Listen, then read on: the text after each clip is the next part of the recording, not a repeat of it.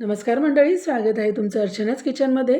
होळी म्हटलं की पुरणाची पोळी ही आलीच. पुरणाच्या पोळीशिवाय होळीचा सण पूर्ण होतच नाही आणि तीच आज आपण पुरणाची पोळी बघणार आहे.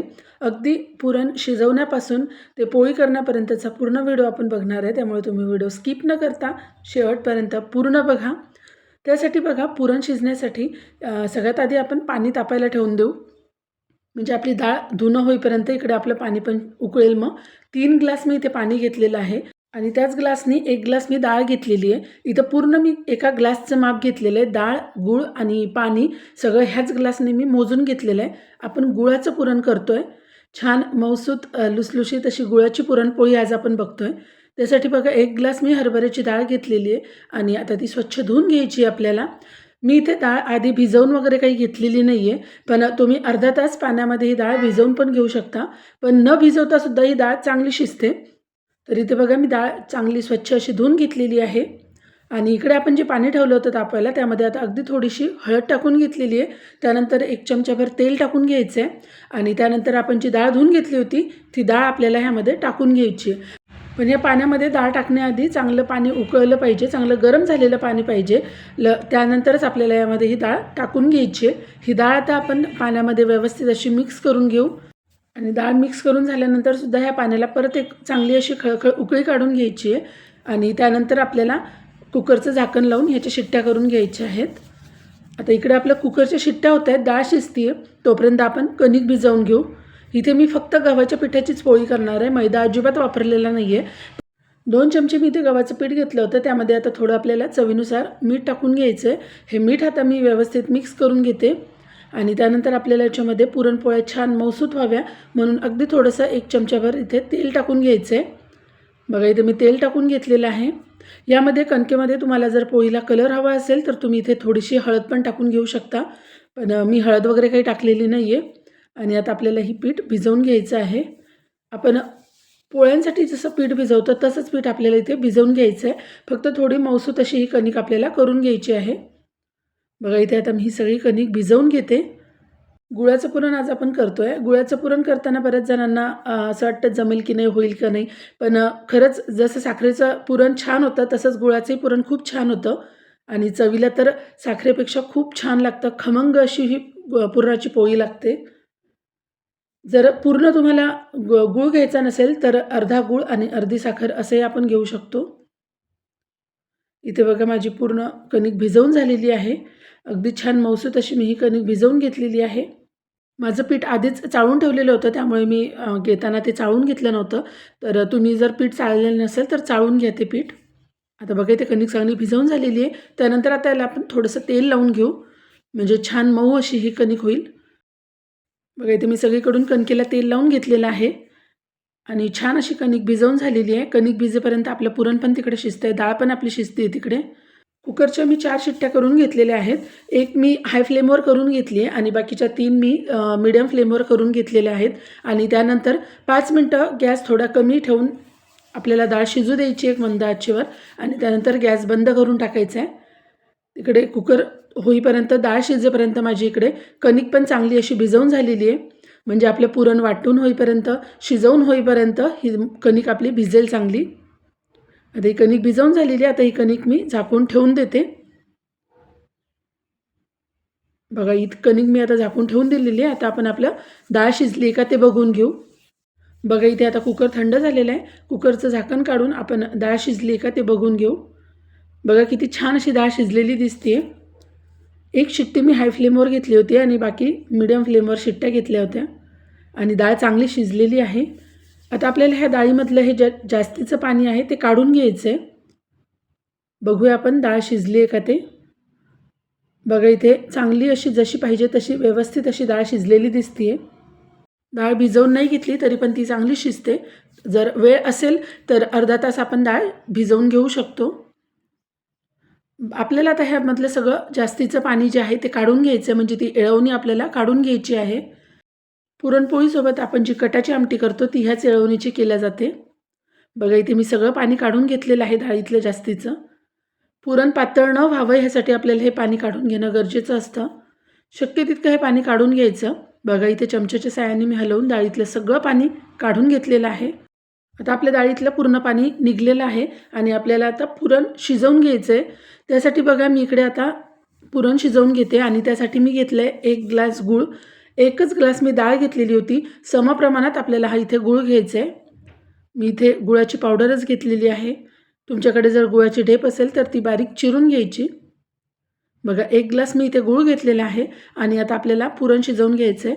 त्यासाठी बघा मी इकडे कढई ठेवलेली आहे. त्यामध्ये अगदी 1 चमचाभर तूप टाकून घ्यायचं आहे आणि त्यानंतर जी डाळ शिजवून घेतली होती डाळ आता आपल्याला कढईमध्ये टाकून घ्यायची आहे. बघा इथे सगळी डाळ मी कढईमध्ये टाकून घेतलेली आहे. आता या डाळीमध्ये आपण जो गूळ घेतला होता तो गूळ टाकून घ्यायचा आहे. बघा इथे 1 ग्लास गूळ मी पूर्ण घेतलेला आहे. इथे तुम्ही अर्धा ग्लास गूळ आणि अर्धा ग्लास साखर असंही करू शकता किंवा पूर्ण साखरेचं प्रमाणसुद्धा आपण घेऊ शकतो. पण साखर जरी घेत असलो तरी प्रमाण मात्र सेम हेच राहणार आहे. 1 ग्लास डाळ असेल तर 1 ग्लास साखर घ्यायची. समप्रमाणात आपल्याला हे प्रमाण घ्यायचं आहे. बघा इथे आता डाळीमध्ये गूळ चांगला व्यवस्थित असा मिक्स करून घ्यायचा आहे. पण साखरेच्या ऐवजी तुम्ही गुळाची पुरणपोळी करून बघा. खूप खमंग अशी ही पुरणपोळी लागते. पुरणाची चव अजून वाढण्यासाठी त्यामध्ये मी विलायची पावडर टाकून घेतलेली आहे आणि ती विलायची पावडर पण मिक्स करून घेतली आहे. त्यानंतर मी इथे जायफळ घेतलेलं आहे आणि ते जायफळ पण आपल्याला याच्यामध्ये असं किसून टाकायचं आहे. खूप छान सुगंध येतो पुरणाचा जायफळ पावडर टाकल्यानंतर. त्यामुळे आवर्जून ही जायफळ पावडर टाकायची आहे. बघा इथे मी जायफळ पावडर टाकून घेतलेली आहे आणि आता आपल्याला हे पुरण चांगलं असं शिजवून घ्यायचं आहे. पुरण खाली लागू नये किंवा करपू नये त्यामुळे आपल्याला सतत हलवत राहणं गरजेचं आहे. बघा इथे आता सतत हलवत मी हे पुरण शिजवून घेते.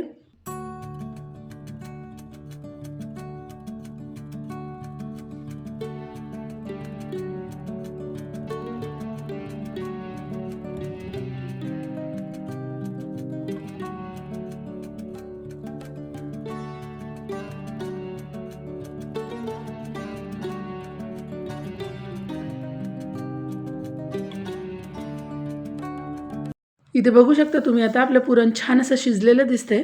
छान असा गोळा त्याचा तयार झालेला दिसतोय. म्हणजेच आपलं पुरण चांगलं शिजलंय. आपलं पुरण चांगलं शिजलं हे ओळखायचं असेल तर 1 चमचा आपल्याला त्या पुरणामध्ये टाकायचा आणि उभा करायचा आणि तो जर पडला नाही तर आपलं पुरण चांगलं शिजलं असं समजायचं. बघा इथे मी पुरणामध्ये उलथनं उभं केलं आहे आणि अजिबात ते पडलेलं नाही आहे. अगदी व्यवस्थित उभं राहिलं आहे म्हणजे पुरण चांगलं शिजलं आहे. आणि आता हे शिजलेलं पुरण आपल्याला वाटून घ्यायचं आहे. मी इथे पुरण वाटण्यासाठी पुरणाची चाळणी वापरलेली आहे. तुम्ही इथे पुरणाचं यंत्रसुद्धा वापरू शकता. पण पुरणाच्या चाळणीमध्ये सोयीस्कर मला तरी वाटतं की चांगलं पुरण वाटून होतं आणि लवकर होतं विशेष म्हणजे. आता ग्लासच्या साहाय्याने हे पुरण आपण वाटून घेऊ. बघा ह्याप्रमाणे आता हे पुरण आपल्याला सगळं वाटून घ्यायचं आहे. बघा खाली असं हे पुरण पडतं. आता ग्लासच्या साहाय्याने ह्याचप्रमाणे मी हे सगळं पुरण वाटून घेते.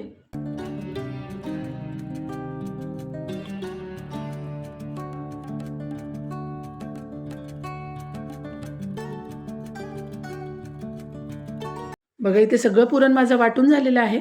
चाळणीला खालच्या साईडनी पण बरंचसं पुरण लागलेलं असतं. ते पण आपल्याला काढून घ्यायचं आहे. आणि छान माझं इथे गुळाचं पुरण शिजलेलं आहे. त्यानंतर वाटून झालेलं आहे आणि गुळाचं पुरण माझं इथे तयार झालेलं आहे.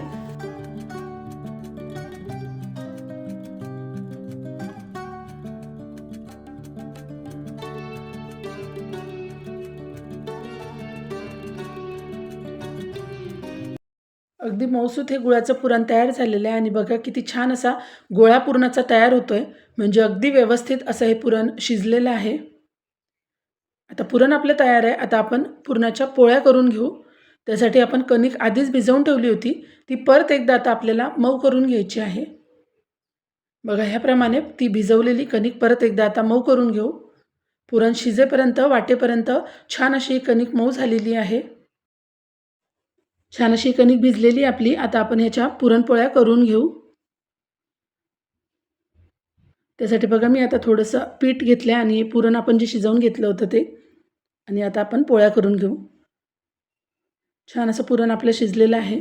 आता पोळी करण्यासाठी बघा मी इथे कणकेचा उंडा घेतला आहे. त्याला पीठ लावून घेतलेलं आहे आणि त्याला आपल्याला असं हाताच्या साहाय्याने थोडं असं खुलगट वाटीसारखं करून घ्यायचं आहे आणि त्यामध्ये हा पुरणाचा गोळा टाकून घ्यायचा आहे आणि हा गोळा असा बोटाच्या साहाय्याने मध्ये दाबून आपण जसं मोदकासाठी आपण सारण भरतो त्याचप्रमाणे आपल्याला यामध्ये पुरण भरून पॅक करून घ्यायचा आहे हा गोळा.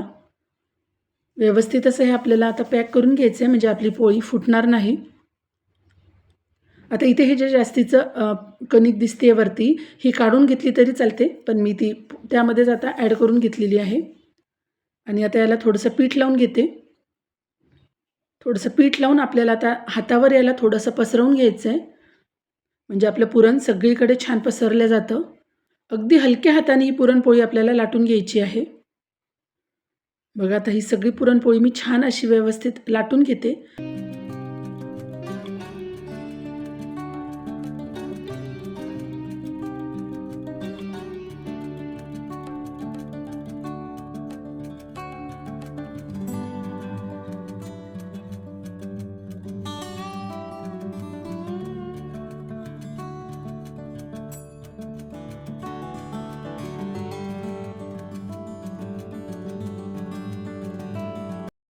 बघा इथे पुरणपोळी माझी पूर्ण अशी लाटून झालेली आहे. आणि आता ही पुरणपोळी आपल्याला आता शेकून घ्यायची आहे. त्यासाठी मी आधीच तवा तापायला ठेवला होता आणि तव्यावर आता ही पुरणपोळी टाकून घेतलेली आहे.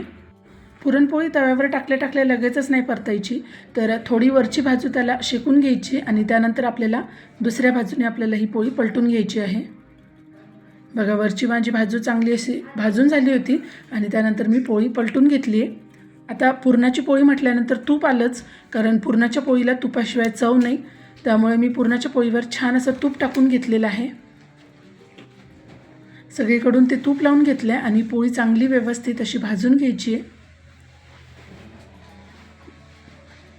बघा छान आता दोन्ही बाजूनी पुरणाची पोळी मी चांगली भाजून घेते आणि किती छान अशी पोळी फुगताना आपल्याला दिसते. बघा दोन्ही बाजूनी तूप लावून घ्यायचं आहे पोळीला छान.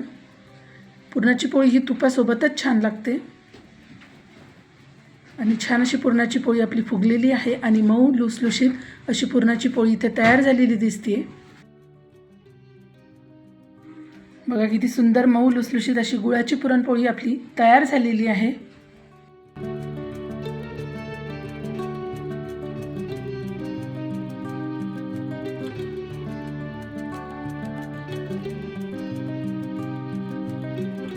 किती छान अशी ही पोळी झालेली आहे बघा. आता ह्याचप्रमाणे अजून एक दुसरी पोळी पण मी करून घेते.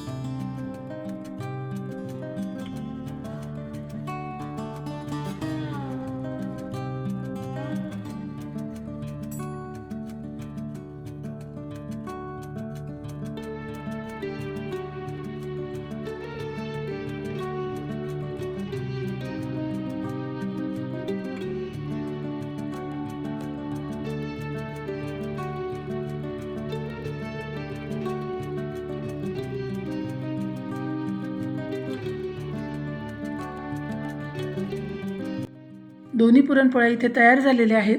एक पोळी मी तुम्हाला इथे तोडून दाखवते. आतपर्यंत बघा छान पूर्ण पुरण पसरलेलं आहे. अजिबात पुरण कोरडं कोरडं झालेलं नाही आहे. सगळीकडे छान पुरण व्यवस्थित असं पसरलेलं दिसतं आहे. बघू शकता तुम्ही सगळीकडे पुरण किती छान असं व्यवस्थित पसरलेलं आहे. आणि इथे माझ्या होळी स्पेशल पुरणाच्या पोळ्या तयार झालेल्या आहेत. छान अशा पुरणाच्या पोळ्या, त्यासोबत दूध घेतले, तूप घेतले आणि तोंडी लावायला चटणी आहे.